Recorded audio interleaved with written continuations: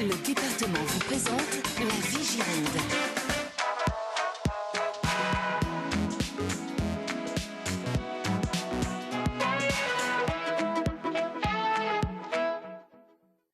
Bonjour à tous. Petite devinette aujourd'hui pour trouver le thème que nous allons aborder dans la vie Gironde. Nous sommes en plein cœur du sujet que nous allons découvrir ensemble. Alors quel est-il? Nous sommes dans une maison à l'architecture moderne, fonctionnelle. Nous sommes dans un lieu de vie respectueux de l'environnement.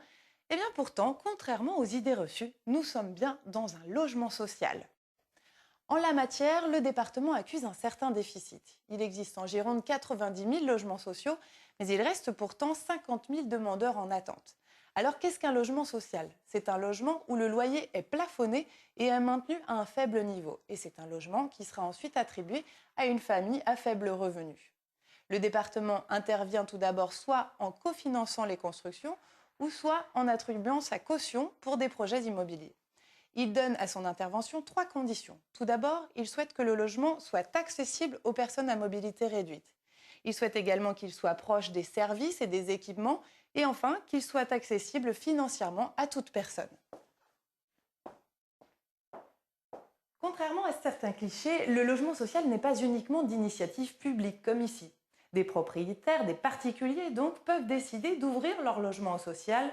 Dans un contexte où le foncier est parfois saturé, c'est une bonne manière d'ouvrir le social. Coup d'œil donc sur ce logement réhabilité sur la commune de Saint-Émilion.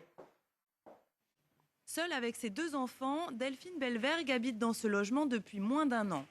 Après sa séparation, cet appartement de 100 mètres carrés à 429 € par mois a été une aubaine. Ça donne une sérénité aussi particulière. Quand on a aussi quelquefois des petits accidents de parcours dans la vie, c'est vrai que ça aide à aller de l'avant et surtout à se sentir bien, tout en faisant des économies. Alors dans cette chambre, on a fait une isolation des murs aussi et nous avons changé la fenêtre.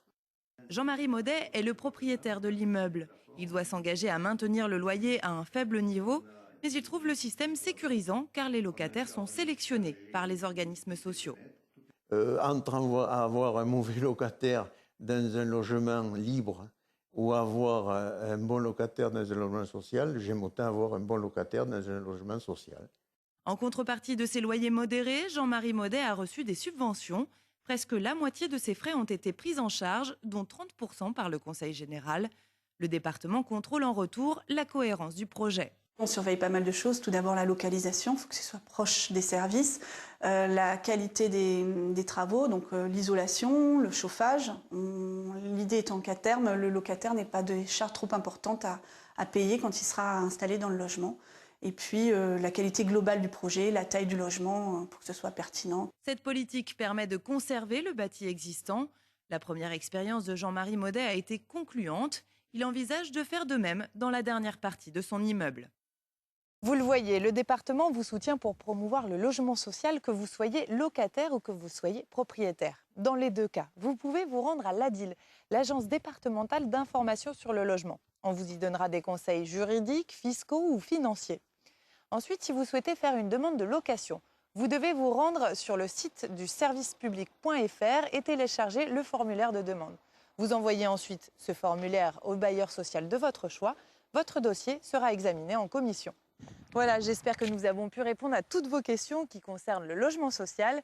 Moi, je vous dis à très bientôt pour un nouveau rendez-vous de la vie Gironde. Au revoir à tous.